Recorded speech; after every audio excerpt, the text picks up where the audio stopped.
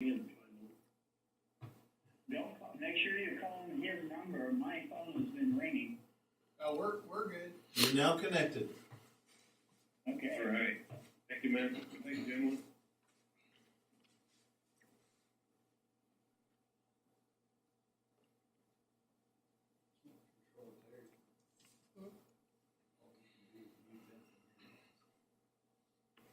I just turned it up so people can hear me better.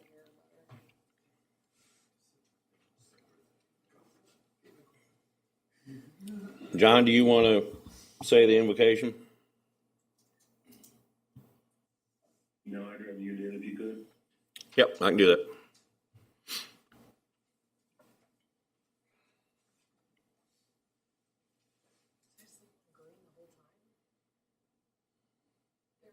What's that? Once the meeting starts, I need to leave them on green. Yeah, I think we leave that on green. Yeah, will that be okay? Yep.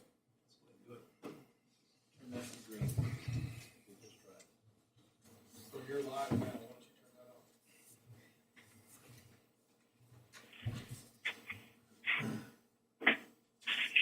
How are you?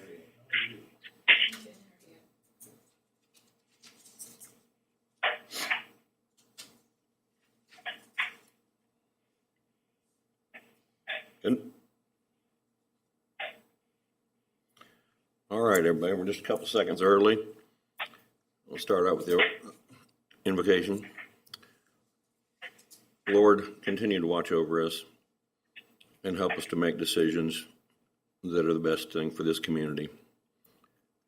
Please ensure that we all stay healthy and have this pandemic behind us. Thanks. Amen. I pledge allegiance to the flag of the United States of America and to the republic for which it stands, one nation, under God, indivisible, with liberty and justice for all.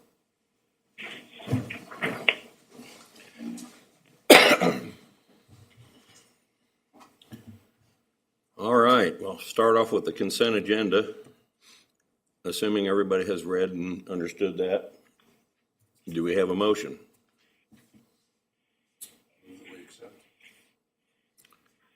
We have a motion. We have a second. I'll second. All in favor? Aye. Aye. Aye. Motion passed. I see we don't have anybody signed up from the audience, so we'll move right into Darren's report. Well, thank you, gentlemen. We've got a couple of things to just cover very briefly.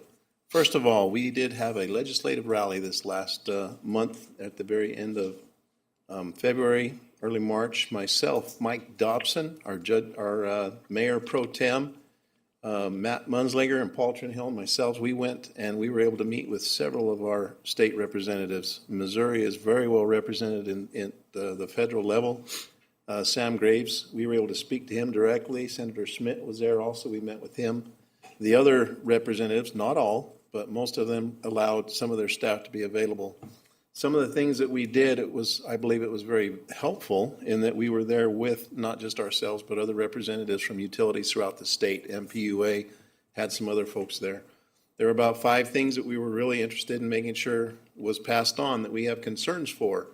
First of all, the nation itself is going through an energy transition. For whatever political reasons, to reduce carbon footprint, etc., coal has become the enemy, and that's one of our most important base loads. And with that, coal going away, we are seeing financial increases to our capacity costs. We're seeing increases to all of our energy going across the board. And so we're asking that some legislation be considered that might ease some of that pain.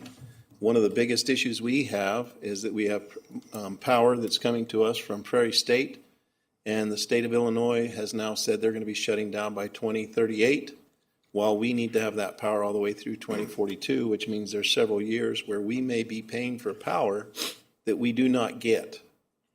Those things need to be made fair, they need to be right, and so we've asked them to consider that and see what they do going forward. We also said that there are some things they could do and help with the natural gas supply, that there's some rules and laws going on out there that are hampering that, and natural gas generation is also being harmed financially because of that. And so there's some decisions that could be made up there to help that. Number two, some utility parity and tax rules. If you are a for-profit or if you're a third-party generator, some of them can go out and take advantage of tax credits, take care of they get some advantages that we as municipals do not receive. And we ask them to consider making the playing field a little more even.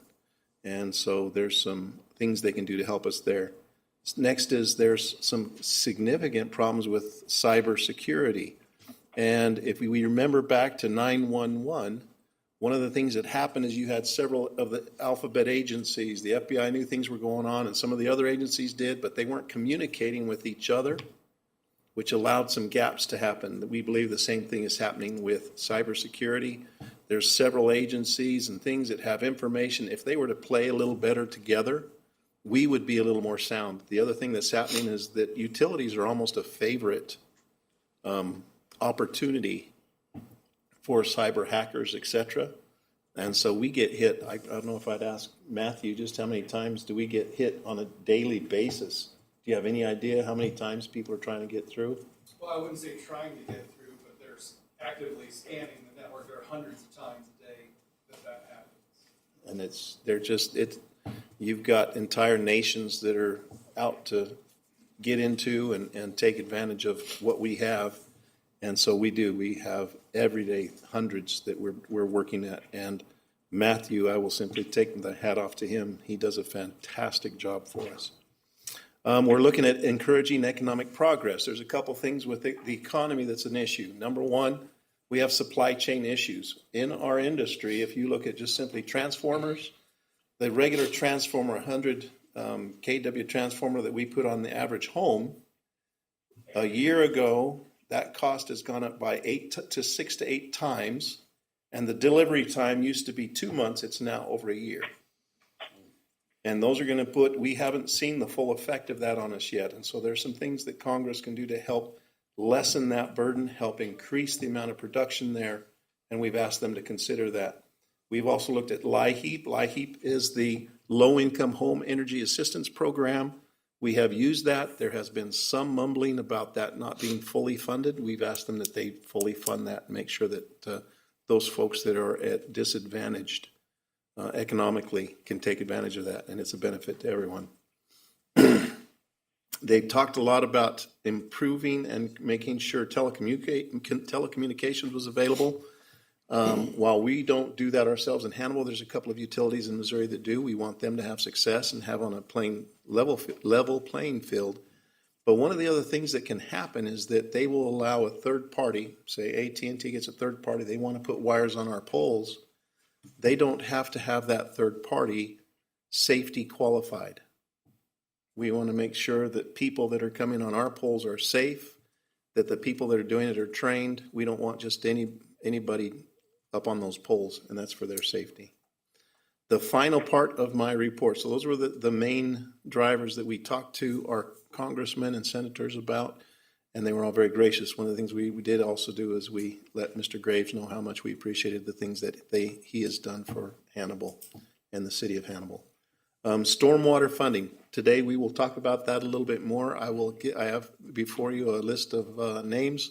We'll get to that. We just want to assure the public that we are still moving forward with it, and we still have to go through the steps as accurately and legal as we must, and that's what we're doing. So that's all I have for the general manager's report. If there's any questions. Nope. Don't hear any. Let's move on to Matt Muslinger then for the operations report. Good afternoon. Just start off the electric system, a few things draw your attention to. Again, we have relatively low number of outages with 9, less than 500 outage minutes. You can see in the causes, we got some squirrels, some unknowns, one equipment strung in there, and some trees. One thing we've noted, if you've paid attention over the past few years, is the number of tree outages has declined due to the increased efforts that we're utilizing our contract tree trimmers for. They brought in a backyard easement machine that allows them to more thoroughly trim the easement. In the past, they had used a climber. Well, they can't take everything down that they can with this. I mean, it's essentially a bucket truck that fits through a small gate and can go into a backyard. So we're seeing benefits of that. Also on the electric side, we got some new street lighting. If you drove up Munger Lane, you can see that got that lit up a little bit more. They're working on the installation of a generator at the water treatment plant. That was one of the sites of our containerized generators that we sold back 2021. We installed a properly sized one, and Jared and his crew are working to get that cut over so that in the event of a power outage, the water plant can still produce water. Speaking of the water plant, the next thing bring to your attention is if you look at the graphs on our water plant production, you'll notice that we're considerably below the 2021 and 2022 numbers.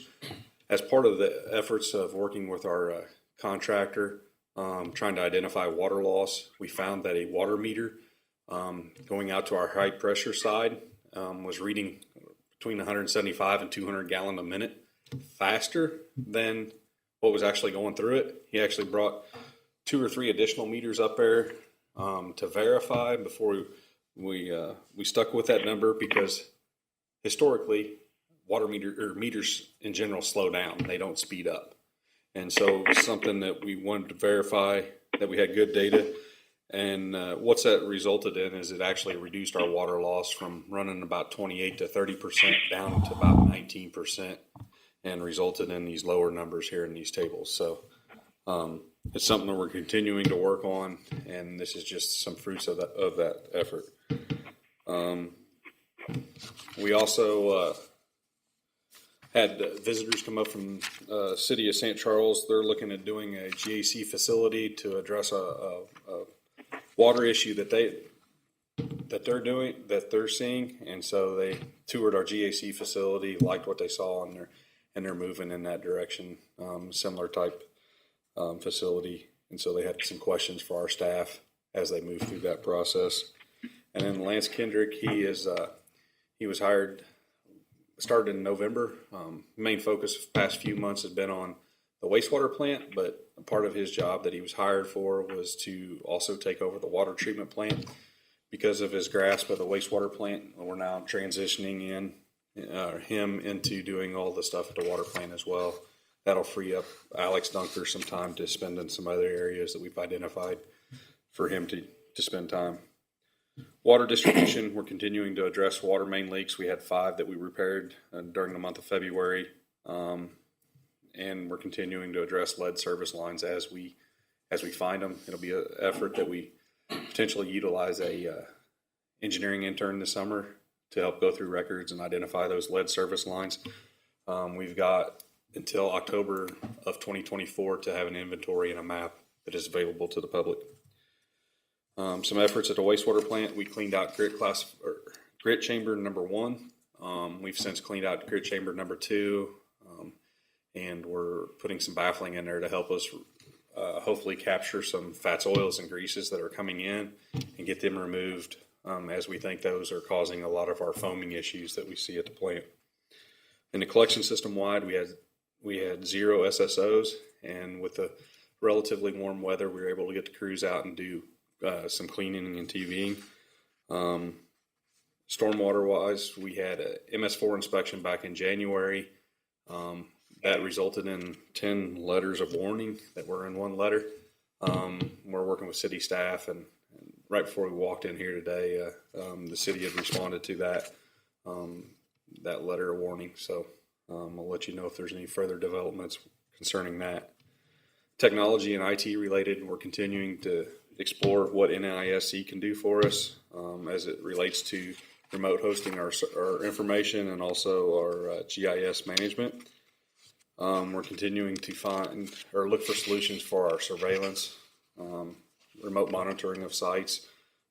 We're looking to expand our laydown yard over to the old gun range. With it being remote, we want to make sure that we've got the security necessary so we're not losing materials before we can utilize them. As far as it relates to AMI system that we're installing. We're down to 166 electric meters and only 29 water meters. So we're getting close.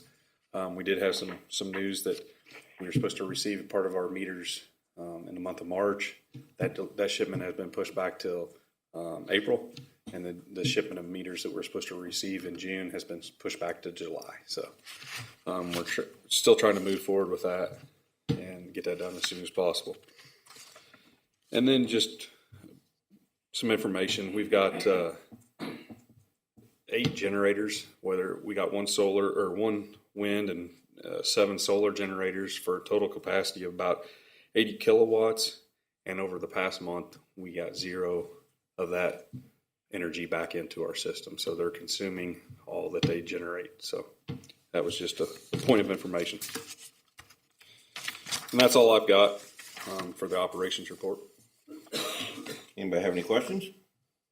Just curiosity, Matthew, on those automated meter, if I can get my words out, how many have we got on hand? I know it's not a lot left, ballpark. When it comes to single phase, we have more than enough meters on hand. When it comes to some of our polyphase specific forms, we try to keep a dozen or so of those on hand. That unfortunately is what we're still waiting on. Those have been on order since March of 21. Right. But the plan is to keep a couple of dozen of each form on hand, because right now we're looking, as far as placing an order for a new one, we're looking at 16 to 30 weeks before we could get a new meter if I were to order it today. Right. Okay. If we had them all in and on hand right now, how long would it take to, what's the time frame on getting them A week. installed? Okay. Some of the water meters, it's related to the pit that they're in. We can't get a signal out. And so we're actually having to go modify the pit and installing an external antenna. We also have some water meters for inside customers who needs to call us back and allow us to schedule an appointment to make that upgrade as well. So it's going to come to a point where we put a door tag, threatening disconnect in order to allow us into their home to make those upgrades. The major holdup right now is just getting them, the ones in that we need to get installed. Yep. We have a few, but We don't want to deplete that inventory at this point because there are some new meters still being installed out in the system. all right. Thank you. Any further questions? Bill and John? No, I'm good. Okay, well, with that, we will move on to project report from Darren. I'm going to do that. Oh, you're going to do that? Okay. Roof project at a water treatment plant, that's something that was brought to our attention last year. We lost some shingles in some of the windstorms that we had. We were working with MECO to look at that roof and also the roof at the pump house and hopefully get that out to bid sometime in April with coming to you all for approval at the May board meeting. We're continuing to work on our gravity filter media replacement project. That is something that we identified several years ago to be in capital projects for this year.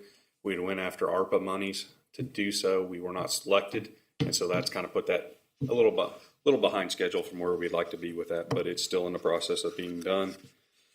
We're continuing to look at areas to tighten up the system as it relates to our downtown SSO elimination project with Trek. We're looking at maybe doing some sewer lining, maybe some pressure grouting just to help prevent that groundwater from entering the collection system. Our hydraulic model of our sewer system is almost complete. They're looking to schedule a meeting with Alex here in the coming weeks so that we can get that project closed out. North Street, we've got the ARPA money. The city got the ARPA money in the amount of $5 million for replacement of North Street. So we're continuing to gather that paperwork and get that project scheduled. We've got to have the money allocated by the end of 2024. So it has to be out to bid and a contract signed by that time. And then all the money has to be spent by the end of 2026. And that would be the replacement of North Street storm sewer from about Bridge Street up to the old bridge approach is what that is about. We're still working to try to identify where the word of money that the city got, an amount of about $3.5 million, would play a role in the replacement of the Mark Twain Avenue storm sewer. The funds have not been allocated. It was an earmark, and we're still waiting to see when that money would be available and what the process to expend that money is as well. We're moving through the scheduling of the Bear Creek spillway. We got ARPA money to pay for that, and so we're just filling out the paperwork and keeping that project moving forward. The tie line for between Oakwood and Southside substations, we actually ordered. We thought it was a long lead time on the wire. We ordered it 2 weeks ago, and part of it showed up last week. So we're continuing to work with BHMG to finalize the plans for that. As it relates to Finn substation, the new 161 line was energized today, as well as the transformer. Jared's working with the contractors to go through that and make sure everything's good. They plan to introduce load to it tomorrow, and then if everything checks out, then we'll be utilizing that moving forward. So that's a big project that has been completed and moving forward with. So there are still a few cleanup items that are related to the line construction that will have to be completed this spring. And so we'll be working with the contractor once the weather breaks to get that done and the cleanup portion of that project completed. Anybody have any questions for Matt? Okay, well, thank you, Matt. Let me make Thank one you. comment, I always do. This, the Finn substation and line construction, that is a big deal.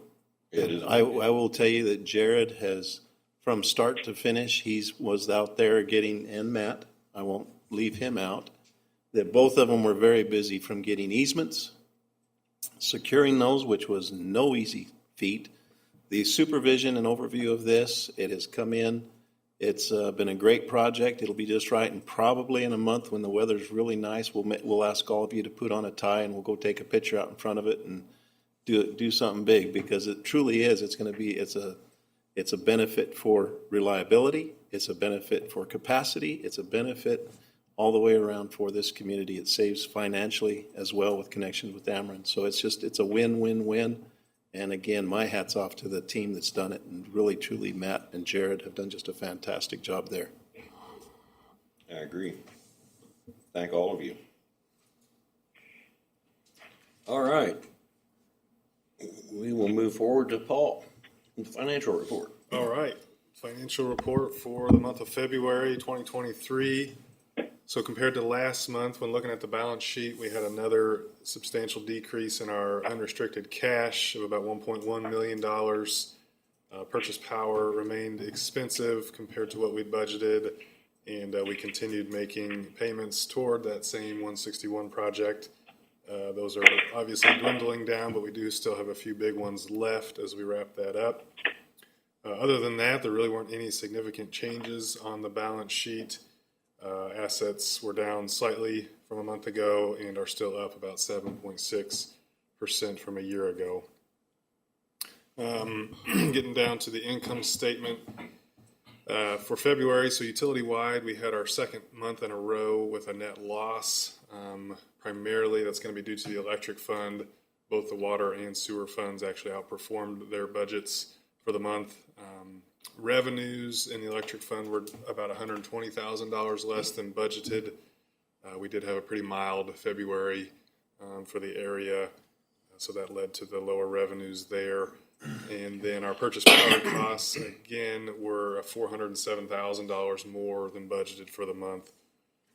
The water fund had a net income right about in line with budget, and the sewer fund came out ahead by about $23,000.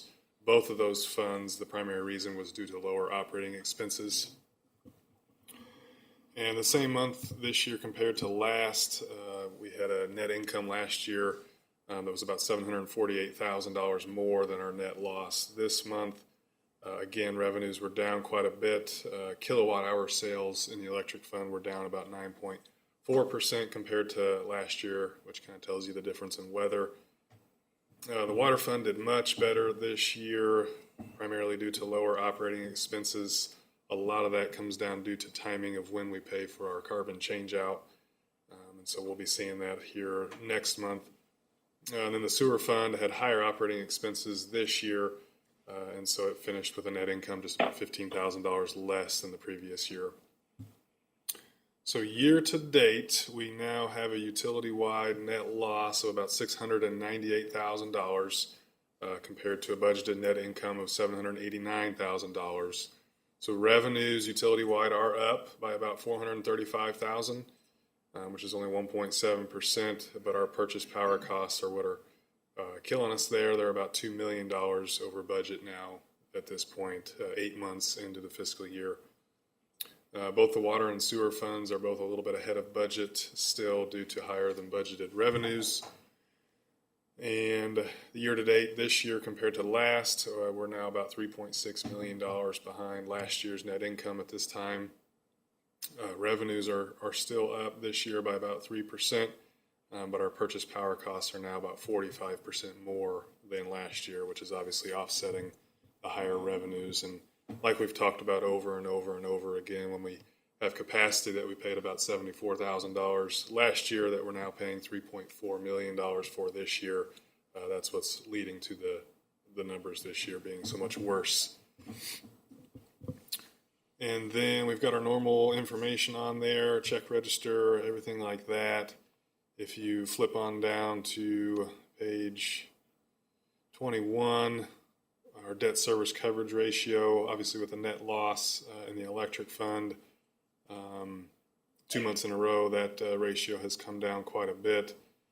And so we're looking at that right now. And then the water fund is hovering right about that 1.5. Which is right about what we had budgeted this time of year, and so it's looking good there. And then we've got all of our normal information on there. That's really all I had for the finance report, and we'll kind of talk about where we're headed for the budget next year here in just a little bit. But does anybody have any questions before we get there? Any questions, guys? No question. Nope, none here. Okay, well, I think you can move on. Okay, so We're going into unfinished business, correct? correct, yes, I believe so. So it's that time of year where we start looking at the budget, and this will be for the fiscal year that's beginning here in July 1st of 2023, so our fiscal year 2024 budget. We always start by kind of meeting with all the supervisors, seeing where we're at year to date, which we go through every month anyway, looking at where we're at, and then planning out the next year, some of those costs that have went up or down or whatever it may be. We take a very close look at all of that. And so what we kind of do is we've got a draft there in front of you this month. It's a good budget, but it's obviously not a final budget. And this month is always earlier than what we had used to do in the past, but we are following the same schedule that we did last year. But all that to say that there are likely still going to be more changes between now and next month when we actually ask you to approve this thing. And we are happy to schedule any type of workshop that you want to do to go over the budget, anything like that. We can certainly talk about that. But again, we've got it there in front of you, and then we will ask you to approve it at next month's meeting in April, and then we'll go from there. So just a couple of key assumptions to kind of highlight. I know everybody's tired of hearing about it, but we are obviously being severely impacted by the inflationary environment that we're operating in. So it has been another difficult year to budget for. Supply chain issues. Just our chemical costs have skyrocketed, things like that. So that's all kind of worked into the budget. But with some of those things you have to take with a grain of salt. We do our best, but there's anybody's guess at this point with some of it, and what it'll do next year. So starting with purchase power, 4 things that we kind of look at there to hone in on that I'll go through real quick. We look at our our total megawatt hours that we brought into town and sold. We take a 3-year average, and then we take a trend of about 1% that we've seen of a decrease, and that's primarily due to efficiencies in our lighting or heating, cooling, things like that. And so we baked that in for next year. That's been pretty consistent over the last 5 years. We then look at Prairie State. Prairie State obviously accounts for about half of our entire load here in Hannibal, so a major contributor to our purchase power. We look at the capacity factor of the plant, which is basically how efficiently it operates. We then factor in any outages that Prairie State has, and what we do there is account for the revenue that we can expect to get back from Prairie State and any power that they generate that's over or exceeds our load. We then take a look, thirdly, at just the open market, MISO open market. The pricing there fluctuates very closely with natural gas. Fortunately, we've seen some outlooks for the rest of this year anyway that appear to maybe be laxing a little bit on those natural gas prices, and so we are hoping for a little bit more consistency there. Earlier in the report, either in Matt and Darren's report, you can see those LNP prices that have been all across the board this past fiscal year. I think right now we were averaging $63 for the last 12 months. But here lately, we've seen that come down quite a bit into the $20, $30 range. And so we are starting to see some easing there of those pricing. And so we're hoping that continues into next year. The fourth thing that we look at on our purchase power is our capacity. Something that for many years in a row we didn't really even hardly have to think about because it was just so consistent and so cheap, quite frankly. And so we did look at that. We are hedged for our capacity next year for about 77%. Compare that to 0% this year. And so that is expected to represent about a 16% cost savings for us next year. And so because we didn't budget for that $3.4 million in capacity last year, our purchase power overall next year is expected to cost us about $3.7 million more than what we have budgeted this year. Obviously, the lion's share of that is capacity. Any questions on purchase power before I move on to expenses? Questions, guys? I don't have any. No.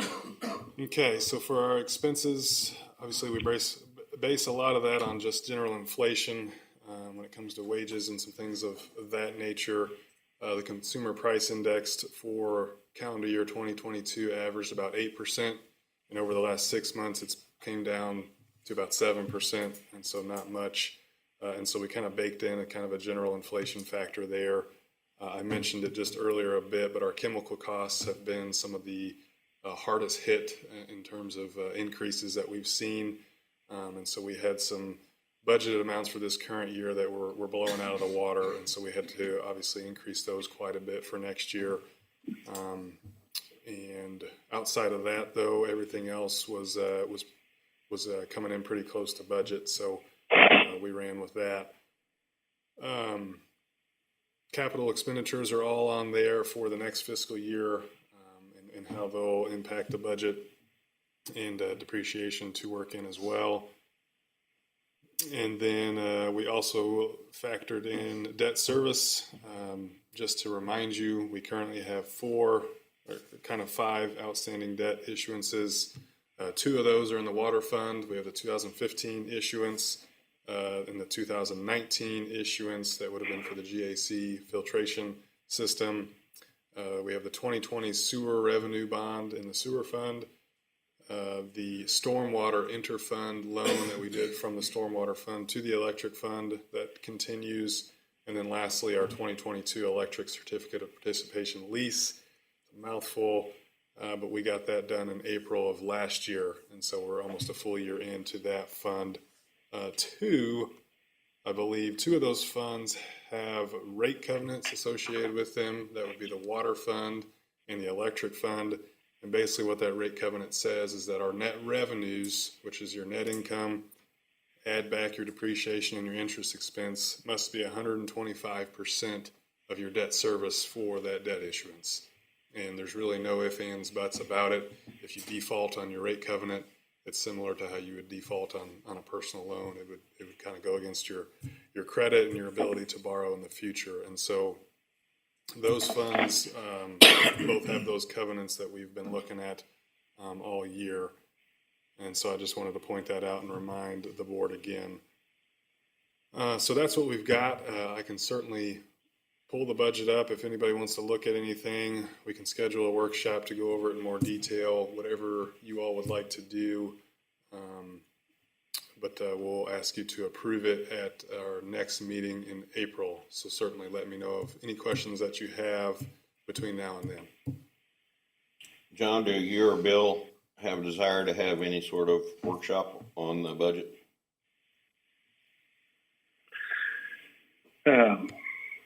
I wouldn't mind getting together to get a little more familiar with it. I concur. I mean, especially because we've got a whole bunch of, inflationary things that are really coming up, and then also this purchase power thing, and just getting a good handle on, whether it's, forgive my French, transitory, or whether it's, embedded and going to stay. I'd like to get a better flavor of it if we could. Yeah, even if just the two of us with Paul and the leadership, we needed to go over that. If that makes it simpler for the other guys. Otherwise, I'm fine with everybody being there. Yeah. You want to schedule a day? Yes. Let's look at calendars, doing the calendar negotiation. Okay, we can reach out, and I think last year we actually had a special meeting already scheduled for early April because of our financing on the electric fund, so it kind of worked out.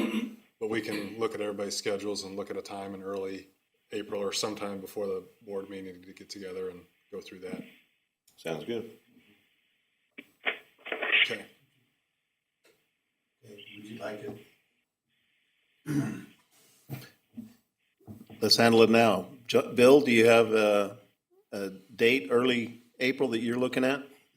Most of mine. Actually, I don't have my calendar in front of me since I'm out of town, but anytime in the first couple of weeks of April is fine. That's what we'll shoot for then. All right.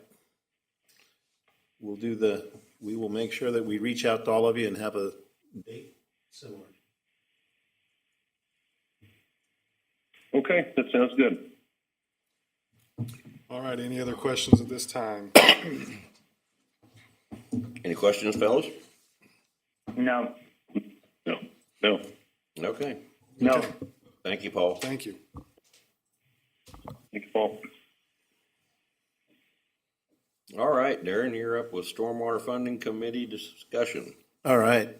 Gentlemen, we've been gathering names. What we've been doing is we've been gathering names from our city council. We've asked all of them to give us names of people from their wards that they know of that would like to perhaps represent themselves on a stormwater committee.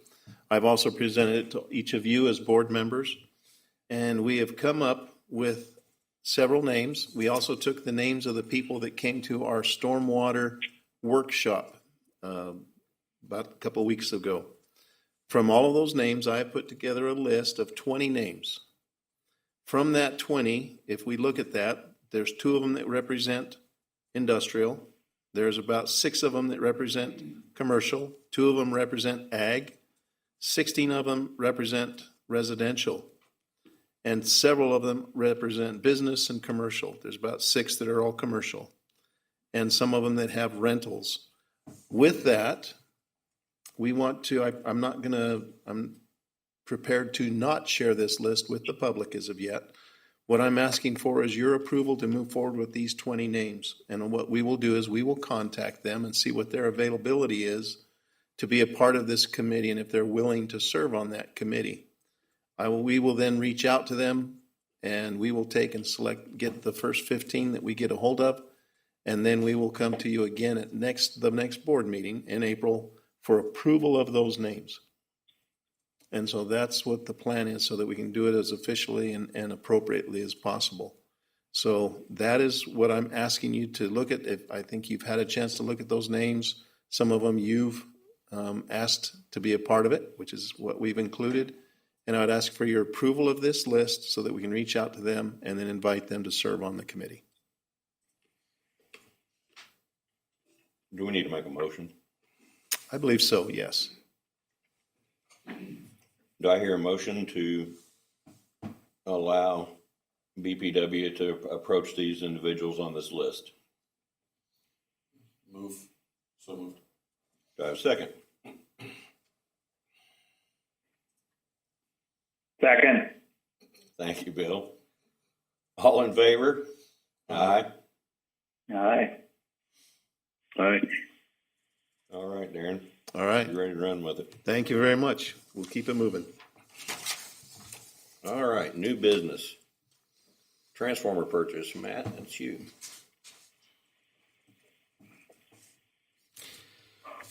One project that was in the works on the electrical side before we decided to embark on this Finn connection was the replacement of the Indian Mounds substation. We've acquired the property for it, and the next step is to move forward with a transformer purchase, knowing that it will be probably a long lead item. We asked BHMG to request proposals on our behalf. We opened them here earlier this month. We received 2 proposals. As you can see in your board packet, both of them are pretty expensive, over $1 million. And we're requesting the award to go to Virginia Transformer in the amount of $1,469,373. They are not the low bidder or low proposal we received, but they're the only one that provided all the documentation that was requested at the time of opening of those proposals. We've spoke with our legal counsel, and that's the best route forward. We have done this before in the past. We've had some bidders or people that have provided proposals that didn't provide all the documentation, and we've excluded those bids. So, Gotcha. Do we need to make a motion for you to? Please. All right, fellas, do you have any questions before we go into making a motion for this? What kind of cost? No question. What kind of cost were we anticipating? I think we got about $2 million something as a total project cost. We still got to go out and get the grading and all the building and everything. But this is what we anticipate it to be in the range of once we went out for proposal. I mean, We would have liked to have gotten a lower bid. we would have liked to. Yeah. Yes, but it's within reason. It's within reason Okay. based on current times. Just for I'll add before you make a motion, but we did go out for 1, 2, or 3 transformers. There is a need down the road for additional transformers. We wanted to see if there was any economy of scale. If they could build 3 of us, if we got any discount, and there was none, that would have been a real loss. So. Okay, good information. Do I hear a motion on the transformer purchase for Indian Mound substation? I move that we go ahead with the purchase for the 1.4 and some change million proposal. Do I hear a second? I'll second. All right, all in favor? Aye. Aye. Aye. Thank you. There you go, Matt. Thank you. Okay, we apparently have some surplus of an item. Yeah, wanted to bring before you all, hopefully to be declared surplus, is a 2003 Chevy 2500 truck that's got approximately 223,000 miles on it. It's sitting right outside the door here if you want to look at it when you leave tonight. But it was a maintenance department vehicle that had reached the end of its useful life. We had ordered a replacement truck many months ago, and it finally came in earlier this month. And so all we're asking is for you all to declare this surplus so that we can go through our process as dispose of it. probably through the Purple Wave, so. Do I have a motion to make this piece of equipment surplus? I move that we make this truck surplus. Do we have a second? I'll second it. Yes. Okay, all in favor? Aye. Aye. Aye. Thank you all. There you go, Matt. All right, Mr. Attorney, do you have any comments? I have nothing. Okay, thank you. Any general discussion? All right.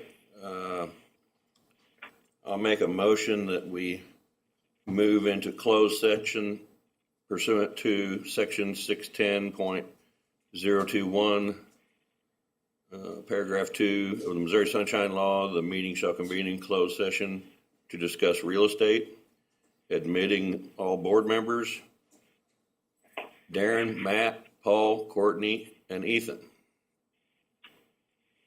Second. All in favor? Aye. Aye. Aye. All right, thank you, everybody.